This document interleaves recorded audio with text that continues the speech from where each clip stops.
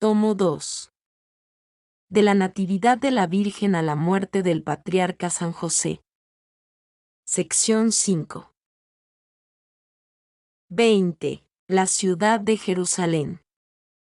Hoy al mediodía he visto llegar la comitiva que acompañaba a María al templo de Jerusalén. Jerusalén es una ciudad extraña. No hay que pensar que sea como una de nuestras ciudades, con tanta gente en las calles. Muchas calles bajas y altas corren alrededor de los muros de la ciudad y no tienen salida ni puertas. Las casas de las alturas, detrás de las murallas, están orientadas hacia el otro lado, pues se han edificado barrios distintos y se han formado nuevas crestas de colinas y los antiguos muros quedaron allí. Muchas veces se ven las calles de los valles sobreedificadas con sólidas bóvedas. Las casas tienen sus patios y piezas orientadas hacia el interior. Hacia la calle solo hay puertas y terrazas sobre los muros. Generalmente las casas son cerradas. Cuando la gente no va a las plazas o mercados o al templo está generalmente entretenida en el interior de sus casas. Hay silencio en las calles, fuera de los lugares de mercado o de ciertos palacios, donde se ve ir y venir a soldados y viajeros. En ciertos días en que están casi todos en el templo, las calles parecen como muertas. A causa de las calles solitarias, de los profundos valles y de la costumbre de permanecer las gentes en sus casas, es que Jesús podía ir y venir con sus discípulos sin ser molestado. Por lo general falta agua en la ciudad. Frecuentemente se ven edificios altos a donde es llevada y torres hacia las cuales es bombeada el agua. En el templo se tiene mucho cuidado con el agua porque hay que purificar muchos vasos y lavar las ropas sacerdotales. Se ven grandes maquinarias y artefactos para bombear el agua a los lugares elevados. Hay muchos mercaderes y vendedores en la ciudad. Están casi siempre en los mercados o en lugares abiertos, bajo tiendas de campaña. Veo, por ejemplo, no lejos de la Puerta de las Ovejas, a mucha gente que negocia con alhajas, oro, objetos brillantes y piedras preciosas. Las casitas que habitan son muy livianas, pero sólidas, de color pardo, como si estuviesen cubiertas con pez o betún. Adentro hacen sus negocios. Entre una tienda y otra están extendidas lonas, debajo de las cuales muestran sus mercaderías. Hay, sin embargo, otras partes de la ciudad donde hay mayor movimiento y se ven gentes que van y vienen cerca de ciertos palacios. Comparada Jerusalén con la Roma antigua, que he visto, esta ciudad era mucho más bulliciosa en las calles, tenía aspecto más agradable y no era tan desigual ni empinada. La montaña sobre la cual se halla el templo está rodeada, por el lado en que la pendiente es más suave, de casas que forman varias calles detrás de espesos muros. Estas casas están construidas sobre terrazas colocadas unas sobre otras. Allí viven los sacerdotes y los servidores subalternos del templo, que hacen trabajos más rudos, como la limpieza de los fosos, donde se echan los desperdicios provenientes de los sacrificios de animales. Hay un costado norte, creo, donde la montaña del templo es muy escarpada. En todo lo alto, alrededor de la cumbre, se halla una zona verde formada por pequeños jardines pertenecientes a los sacerdotes. Aún en tiempos de Jesucristo se trabajaba siempre en alguna parte del templo. Este trabajo no cesaba nunca. En la montaña del templo había mucho mineral, que se fue sacando y empleando en la construcción del mismo edificio. Debajo del templo hay fosos y lugares donde funden el metal. No pude encontrar en este gran templo un lugar donde poder rezar a gusto. Todo el edificio es admirablemente macizo, alto y sólido. Los numerosos patios son estrechos y sombríos, llenos de andamios y de asientos. Cuando hay mucha gente causa miedo encontrarse apretado entre los espesos muros y las gruesas columnas. Tampoco me gustan los continuos sacrificios y la sangre derramada en abundancia, a pesar de que esto se hace con orden e increíble limpieza. Hacía mucho tiempo que no había visto con tanta claridad, como hoy, los edificios, los caminos y los pasajes. Pero son tantas las cosas que hay aquí que me es imposible describirlas con detalles. Los viajeros llegaron con la pequeña María, por el norte, a Jerusalén. Con todo, no entraron por ese lado, sino que dieron vuelta alrededor de la ciudad hasta el muro oriental, siguiendo una parte del valle de Josafat.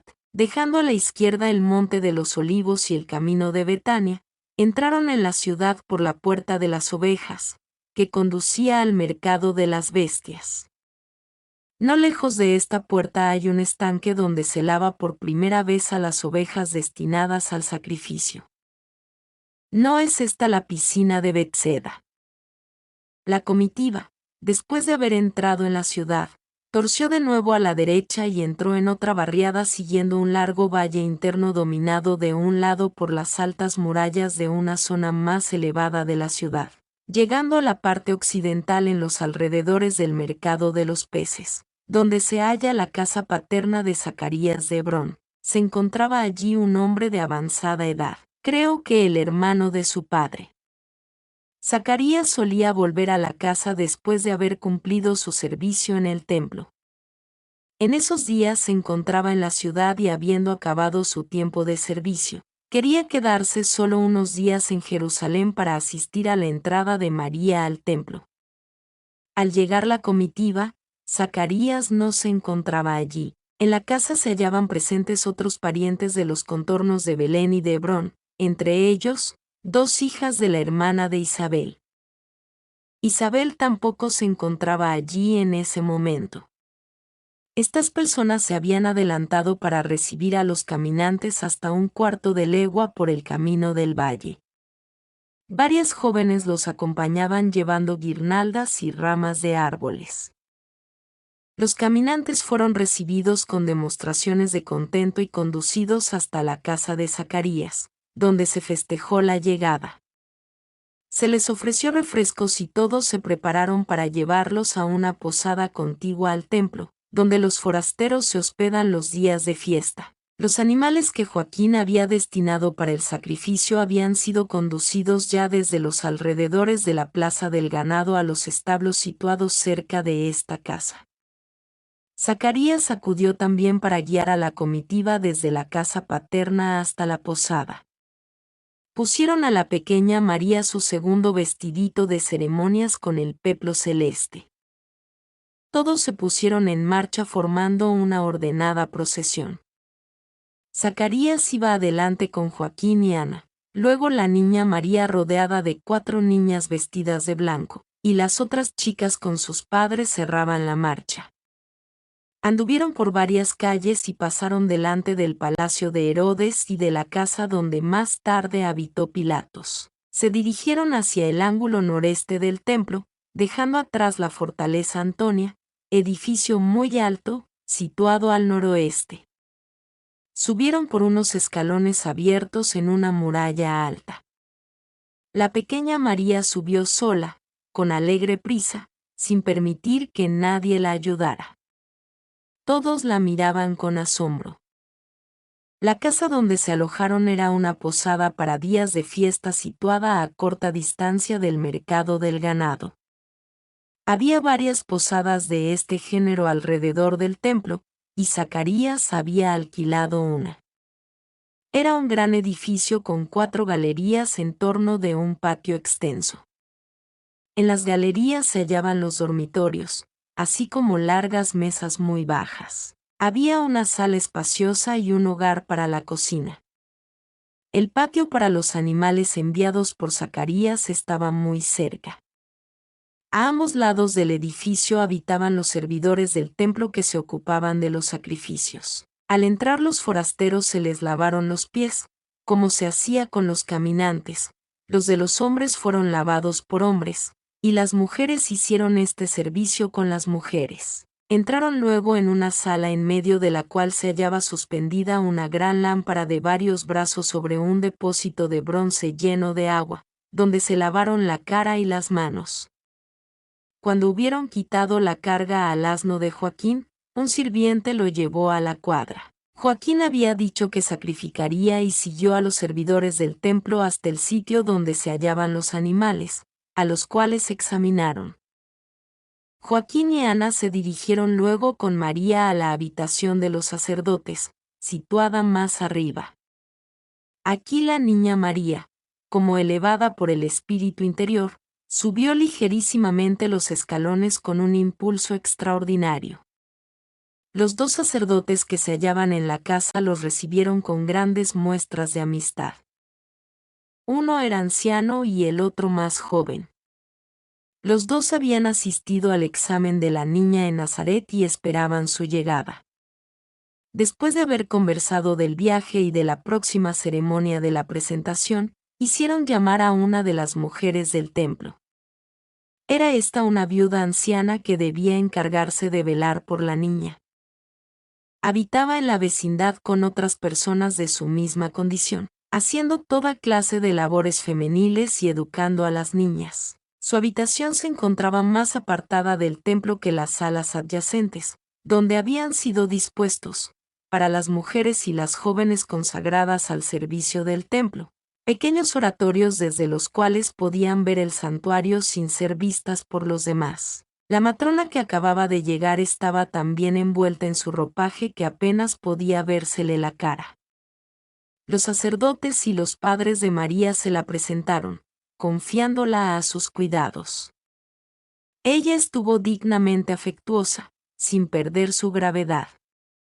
La niña María se mostró humilde y respetuosa. La instruyeron en todo lo que se relacionaba con la niña y su entrada solemne en el templo. Aquella mujer bajó con ellos a la posada, tomó el ajuar que pertenecía a la niña y se lo llevó a fin de prepararlo todo en la habitación que le estaba destinada.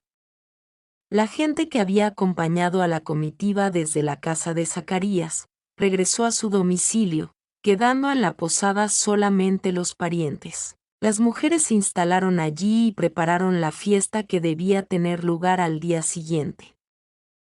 Joaquín y algunos hombres condujeron las víctimas al templo al despuntar el nuevo día y los sacerdotes las revisaron nuevamente. Algunos animales fueron desechados y llevados enseguida a la plaza del ganado. Los aceptados fueron conducidos al patio donde habrían de ser inmolados. Vi allí muchas cosas que ya no es posible decirlas en orden. Recuerdo que antes de inmolar, Joaquín colocaba su mano sobre la cabeza de la víctima, debiendo recibir la sangre en un vaso y también algunas partes del animal.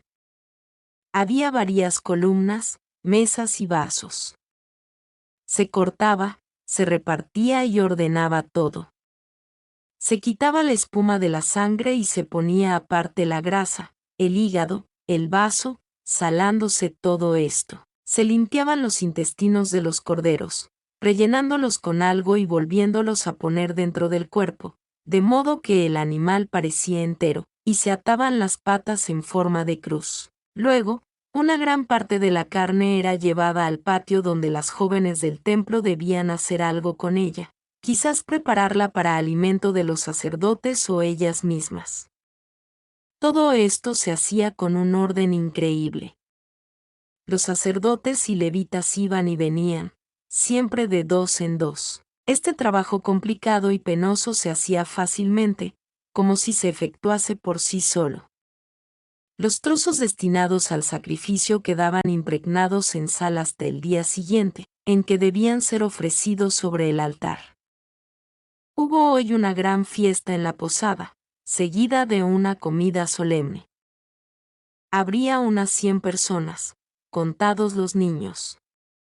Estaban presentes unas 24 niñas de diversas edades, entre ellas Serapia, que fue llamada Verónica después de la muerte de Jesús.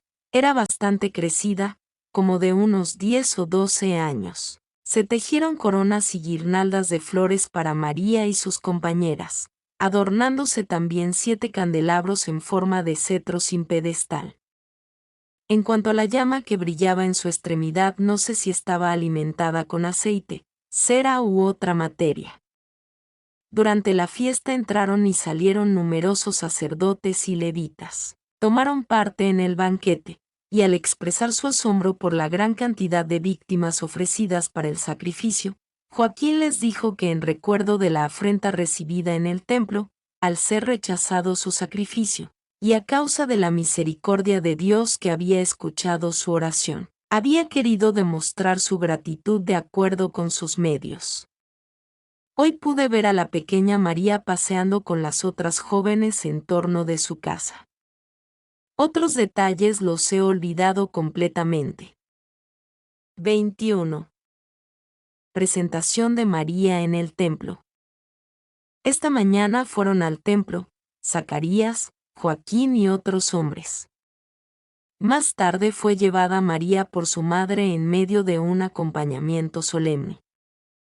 Ana y su hija María Eli, con la pequeña María Cleofás, marchaban delante. Iba luego la Santa Niña María con su vestidito y su manto azul celeste, los brazos y el cuello adornados con guirnaldas. Llevaba en la mano un cirio ceñido de flores. A su lado caminaban 3 niñitas con cirios semejantes. Tenían vestidos blancos, bordados de oro y peplos celestes, como María, y estaban rodeadas de guirnaldas de flores.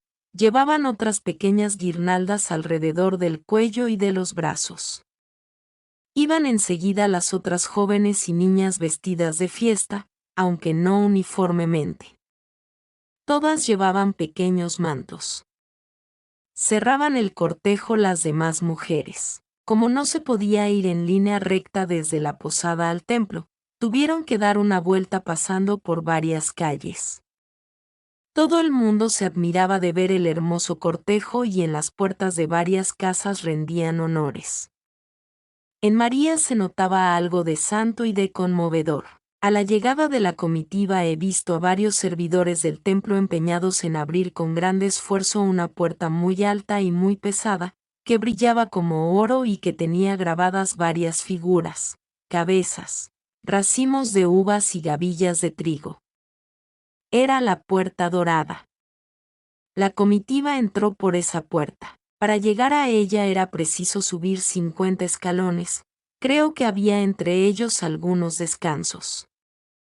Quisieron llevar a María de la mano, pero ella no lo permitió. Subió los escalones rápidamente, sin tropiezos, llena de alegre entusiasmo. Todos se hallaban profundamente conmovidos. Bajo la puerta dorada fue recibida María por Zacarías, Joaquín y algunos sacerdotes que la llevaron hacia la derecha, bajo la amplia arcada de la puerta, a las altas salas donde se había preparado una comida en honor de alguien. Aquí se separaron las personas de la comitiva. La mayoría de las mujeres y de las niñas se dirigieron al sitio del templo que les estaba reservado para orar.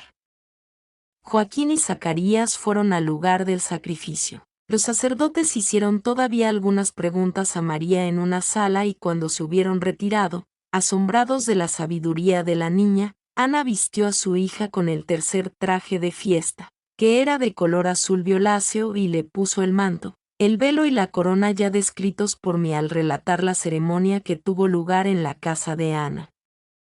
Entretanto Joaquín había ido al sacrificio con los sacerdotes. Luego de recibir un poco de fuego tomado de un lugar determinado, se colocó entre 2 sacerdotes cerca del altar. Estoy demasiado enferma y distraída para darle explicación del sacrificio en el orden necesario. Recuerdo lo siguiente, no se podía llegar al altar más que por 3 lados. Los trozos preparados para el holocausto no estaban todos en el mismo lugar, sino puestos alrededor, en distintos sitios.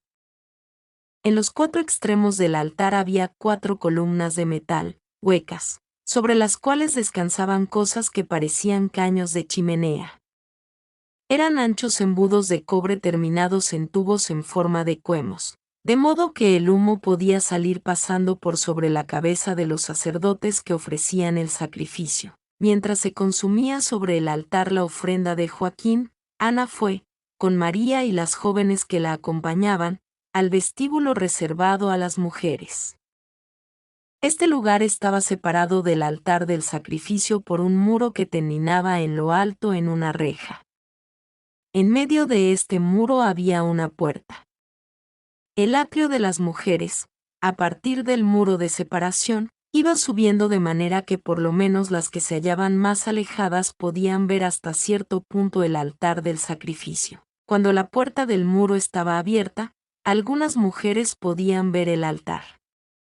María y las otras jóvenes se hallaban de pie, delante de Ana, y las demás parientas estaban a poca distancia de la puerta.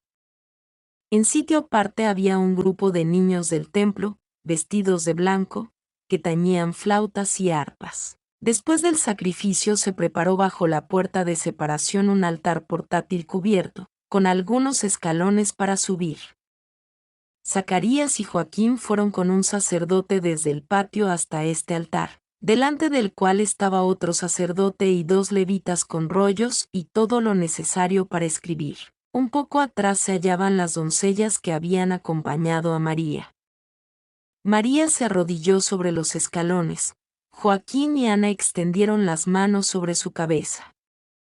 El sacerdote cortó un poco de sus cabellos, quemándolos luego sobre un brasero. Los padres pronunciaron algunas palabras, ofreciendo a su hija, y los levitas las escribieron.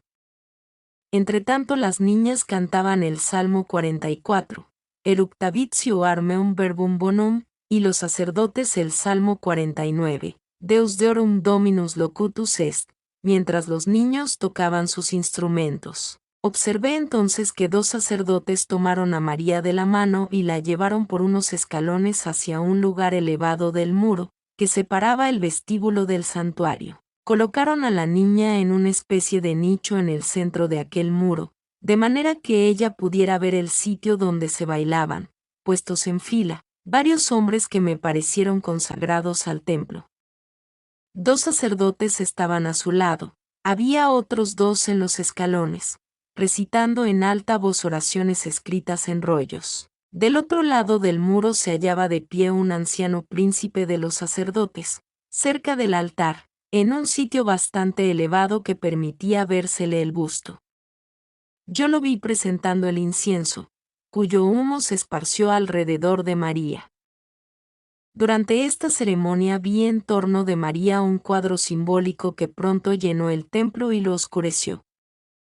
Vi una gloria luminosa debajo del corazón de María y comprendí que ella encerraba la promesa de la sacrosanta bendición de Dios. Esta gloria aparecía rodeada por el arca de Noé, de manera que la cabeza de María se alzaba por encima y el arca tomaba a su vez la forma del arca de la alianza, viendo luego a esta como encerrada en el templo. Luego vi que todas estas formas desaparecían mientras el cáliz de la Santa Cena se mostraba fuera de la gloria, delante del pecho de María, y más arriba, ante la boca de la Virgen, aparecía un pan marcado con una cruz. A los lados brillaban rayos de cuyas extremidades surgían figuras con símbolos místicos de la Santísima Virgen, como todos los nombres de las letanías que le dirige la Iglesia. Subían, cruzándose desde sus hombros, 2 ramas de olivo y de ciprés, o de cedro y de ciprés, por encima de una hermosa palmera junto con un pequeño ramo que vi aparecer detrás de ella.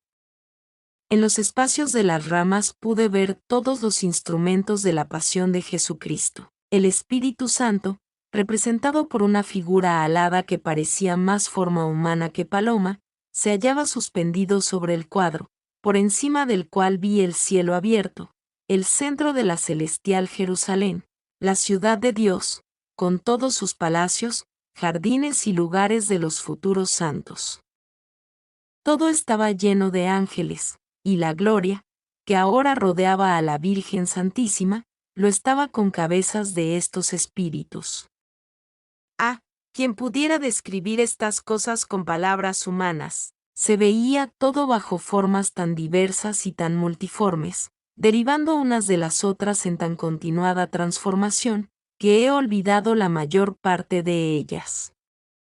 Todo lo que se relaciona con la Santísima Virgen en la antigua y en la nueva alianza y hasta en la eternidad, se hallaba allí representado. Solo puedo comparar esta visión a otra menor que tuve hace poco, en la cual vi en toda su magnificencia el significado del Santo Rosario. Muchas personas, que se creen sabias, comprenden esto menos que los pobres y humildes que lo recitan con simplicidad, pues éstos acrecientan el esplendor con su obediencia, su piedad y su sencilla confianza en la Iglesia, que recomienda esta oración. Cuando vi todo esto, las bellezas y magnificencias del templo, con los muros elegantemente adornados, me parecían opacos y ennegrecidos detrás de la Virgen Santísima, el templo mismo parecía esfumarse y desaparecer. Solo María y la gloria que la rodeaba lo llenaba todo. Mientras estas visiones pasaban delante de mis ojos, dejé de ver a la Virgen Santísima bajo forma de niña. Me pareció entonces grande y como suspendida en el aire. Con todo veía también, a través de María, a los sacerdotes, al sacrificio del incienso y a todo lo demás de la ceremonia. Parecía que el sacerdote estaba detrás de ella, anunciando el porvenir e invitando al pueblo a agradecer y a orar a Dios, porque de esta niña habría de salir algo muy grandioso. Todos los que estaban en el templo, aunque no veían lo que yo veía, estaban recogidos y profundamente conmovidos. Este cuadro se desvaneció gradualmente de la misma manera que lo había visto aparecer. Al fin solo quedó la gloria bajo el corazón de María y la bendición de la promesa brillando en su interior. Luego desapareció también y solo vi a la niña María adornada entre los sacerdotes. Los sacerdotes tomaron las guirnaldas que estaban alrededor de sus brazos y la antorcha que llevaba en la mano, y se las dieron a las compañeras. Le pusieron en la cabeza un velo pardo y la hicieron descender las gradas, llevándola a una sala vecina, donde 6 vírgenes del templo, de mayor edad, salieron a su encuentro arrojando flores ante ella. Detrás iban sus maestras, Noemí, hermana de la madre de Lázaro, la profetisa Ana y otra mujer. Los sacerdotes recibieron a la pequeña María, retirándose luego. Los padres de la niña, así como sus parientes más cercanos, se encontraban allí. Una vez terminados los cantos sagrados, despidióse María de sus padres. Joaquín, que estaba profundamente conmovido, tomó a María entre sus brazos y apretándola contra su corazón, dijo en medio de las lágrimas: «Acuérdate de mi alma ante Dios». María se dirigió luego con las maestras y varias otras jóvenes a las habitaciones de las mujeres, al norte del templo. Estas habitaban salas abiertas en los espesos muros del templo y podían, a través de pasajes y escaleras, subir a los pequeños oratorios colocados cerca del santuario y del Santo de los Santos. Los deudos de María volvieron a la sala contigua a la Puerta Dorada, donde antes se habían detenido quedándose a comer en compañía de los sacerdotes. Las mujeres comían en sala aparte. He olvidado, entre otras muchas cosas, por qué la fiesta había sido tan brillante y solemne. Sin embargo, sé que fue a consecuencia de una revelación de la voluntad de Dios. Los padres de María eran personas de condición acomodada y si vivían pobremente era por espíritu de mortificación y para poder dar más limosnas a los pobres. Así es como Ana, no sé por cuánto tiempo, solo comió alimentos fríos. A pesar de esto trataban a la servidumbre con generosidad y la dotaban. He visto a muchas personas orando en el templo. Otras habían seguido a la comitiva hasta la puerta misma. Algunos de los presentes debieron tener cierto presentimiento de los destinos de la niña, pues recuerdo unas palabras que Santa Ana en un momento de entusiasmo jubiloso dirigió a las mujeres, cuyo sentido era: «He aquí el arca de la alianza, el vaso de la promesa, que entra ahora en el templo». Los padres de María y demás parientes regresaron hoy a Verhoeven. 22. María en el templo. He visto una fiesta en las habitaciones de las vírgenes del templo. María pidió a las maestras y a cada doncella en particular si querían admitirla entre ellas, pues esta era la costumbre que se practicaba. Hubo una comida y una pequeña fiesta en la que algunas niñas tocaron instrumentos de música. Por la noche vi a Noemi, una de las maestras, que conducía a la niña María hasta la pequeña habitación que le estaba reservada y desde la cual podía ver el interior del templo. Había en ella una mesa pequeña, un escabel y algunos estantes en los ángulos. Delante de esta habitación había lugar para la alcoba, el guardarropa y el aposento de Noemí. María habló a Noemí de su deseo de levantarse varias veces durante la noche, pero ésta no se lo permitió. Las mujeres del templo llevaban largas y amplias vestiduras blancas, ceñidas con fajas y mangas muy anchas, que recogían para trabajar. Iban veladas. No recuerdo haber visto nunca a Herodes que haya hecho reconstruir de nuevo la totalidad del templo.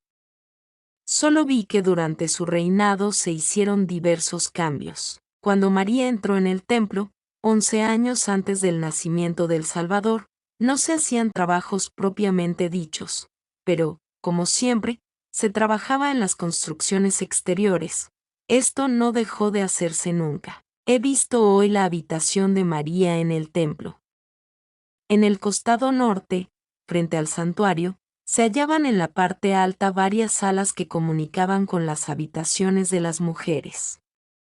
El dormitorio de María era uno de los más retirados, frente al Santo de los Santos. Desde el corredor, levantando una cortina, se pasaba a una sala anterior separada del dormitorio por un tabique de forma convexa o terminada en ángulo. En los ángulos de la derecha e izquierda estaban las divisiones para guardar la ropa y los objetos de uso.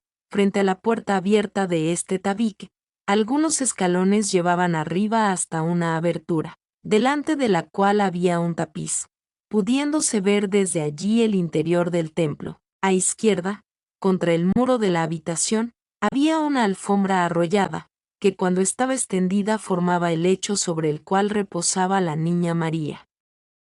En un nicho de la muralla estaba colocada una lámpara, cerca de la cual vi a la niña de pie, sobre un escabel, leyendo oraciones en un rollo de pergamino. Llevaba un vestido de listas blancas y azules, sembrado de flores amarillas. Había en la habitación una mesa baja y redonda. Vi entrar en la habitación a la profetisa Ana, que colocó sobre la mesa una fuente con frutas del grosor de un haba y una anforita. María tenía una destreza superior a su edad. Desde entonces la vi trabajar en pequeños pedazos de tela blanca para el servicio del templo. Las paredes de su pieza estaban sobrepuestas con piedras triangulares de varios colores. A menudo oía yo a la niña decir a Ana: pronto el niño prometido nacerá. Oh, si yo pudiera ver al niño redentor. Ana le respondía: yo soy ya anciana y debí esperar mucho a ese niño. Tú, en cambio, eres tan pequeña. María lloraba a menudo por el ansia de ver al niño redentor. Las niñas que se educaban en el templo se ocupaban de bordar, adornar, lavar y ordenar las vestiduras sacerdotales y limpiar los utensilios sagrados del templo. En sus habitaciones, desde donde podían ver el templo, oraban y meditaban. Estaban consagradas al Señor por medio de la entrega que hacían sus padres en el templo. Cuando llegaban a la edad conveniente, eran casadas, pues había entre los israelitas piadosos la silenciosa esperanza de que de una de estas vírgenes consagradas al Señor debía nacer el Mesías. Cuán ciegos y duros de corazón eran los fariseos y los sacerdotes del templo se puede conocer por el poco interés y desconocimiento que manifestaron con las santas personas con las cuales trataron.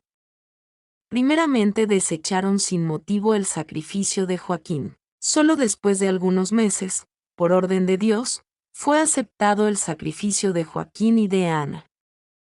Joaquín llega a las cercanías del santuario y se encuentra con Ana, sin saberlo de antemano, conducidos por los pasajes debajo del templo por los mismos sacerdotes. Aquí se encuentran ambos esposos y María es concebida. Otros sacerdotes los esperan en la salida del templo. Todo esto sucedía por orden e inspiración de Dios. He visto algunas veces que las estériles eran llevadas allí por orden de Dios. María llega al templo teniendo algo menos de 4 años, En toda su presentación hay signos extraordinarios y desusados. La hermana de la madre de Lázaro viene a ser la maestra de María, la cual aparece en el templo con tales señales no comunes que algunos sacerdotes ancianos escribían en grandes libros acerca de esta niña extraordinaria. Creo que estos escritos existen aún entre otros escritos, ocultos por ahora. Más tarde suceden otros prodigios, como el florecimiento de la vara en el casamiento con José. Luego la extraña historia de la venida de los 3 reyes magos, de los pastores, por medio del llamado de los ángeles. Después, en la presentación de Jesús en el templo, el testimonio de Simeón y de Ana, y el hecho admirable de Jesús entre los doctores del templo a los 12 años.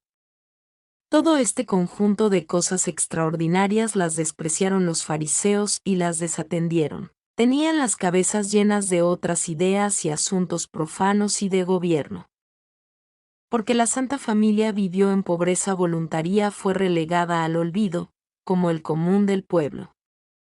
Los pocos iluminados, como Simeón, Ana y otros, tuvieron que callar y reservarse delante de ellos. Cuando Jesús comenzó su vida pública y Juan dio testimonio de él, lo contradijeron con tanta obstinación en sus enseñanzas, que los hechos extraordinarios de su juventud, si es que no los habían olvidado, no tenían interés ninguno en darlos a conocer a los demás. El gobierno de Herodes y el yugo de los romanos, bajo el cual cayeron, los enredó de tal manera en las intrigas palaciegas y en los negocios humanos, que todo espíritu huyó de ellos.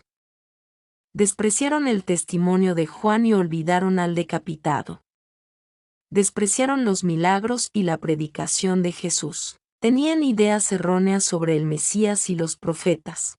Así pudieron maltratarlo tan bárbaramente, darle muerte y negar luego su resurrección y las señales milagrosas sucedidas, como también el cumplimiento de las profecías en la destrucción de Jerusalén. Pero si su ceguera fue grande al no reconocer las señales de la venida del Mesías, mayor es su obstinación después que obró milagros y escucharon su predicación.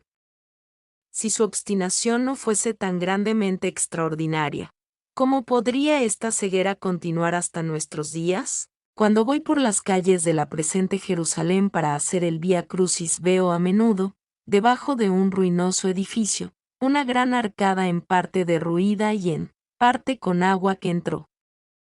El agua llega, al presente, hasta la tabla de la mesa, del medio de la cual se levanta una columna, en torno de la que cuelgan cajas llenas de rollos escritos. Debajo de la mesa hay también rollos dentro del agua. Estos subterráneos deben ser sepulcros, se extienden hasta el monte Calvario. Creo que es la casa que habitó Pilatos. Ese tesoro de escritos será a su tiempo descubierto. He visto a la Santísima Virgen en el templo, unas veces en la habitación de las mujeres con las demás niñas, otras veces en su pequeño dormitorio, siendo en medio del estudio, de la oración y del trabajo, mientras hilaba y tejía para el servicio del templo. María lavaba la ropa y limpiaba los vasos sagrados. Como todos los santos, solo comía para el propio sustento, sin probar jamás otros alimentos que aquellos a los que había prometido limitarse. Pude verla a menudo entregada a la oración y a la meditación. Además de las oraciones vocales prescritas en el templo, la vida de María era una aspiración incesante hacia la redención, una plegaria interior continua. Hacía todo esto con gran serenidad y en secreto, levantándose de su lecho e invocando al Señor cuando todos dormían. A veces la vi llorando, resplandeciente, durante la oración. María rezaba con el rostro velado. También se cubría cuando hablaba con los sacerdotes o bajaba a una habitación vecina para recibir su trabajo o entregar el que había terminado. En 3 lados del templo estaban estas habitaciones, que parecían semejantes a nuestras sacristías. Se guardaban en ellas los objetos que las mujeres encargadas debían cuidar o confeccionar. He visto a María en estado de éxtasis continuo y de oración interior. Su alma no parecía hallarse en la tierra y recibía a menudo consuelos celestiales. Suspiraba continuamente por el cumplimiento de la promesa y en su humildad apenas podía formular el deseo de ser la última entre las criadas de la Madre del Redentor. La maestra que la cuidaba era Noemí, hermana de la madre de Lázaro. Tenía 50 años y pertenecía a la sociedad de los esenios, así como las mujeres agregadas al servicio del templo. María aprendió a trabajar a su lado, acompañándola cuando limpiaba las ropas y los vasos manchados con la sangre de los sacrificios. Repartía y preparaba porciones de carne de las víctimas reservadas para los sacerdotes y las mujeres. Más tarde se ocupó con mayor actividad de los quehaceres domésticos. Cuando Zacarías se hallaba en el templo, de turno, la visitaba a menudo. Simeón también la conocía. Los destinos para los cuales estaba llamada María no podían ser completamente desconocidos por los sacerdotes. Su manera de ser, su porte, su gracia infinita, su sabiduría extraordinaria, eran tan notables que ni aun su extrema humildad lograba ocultar.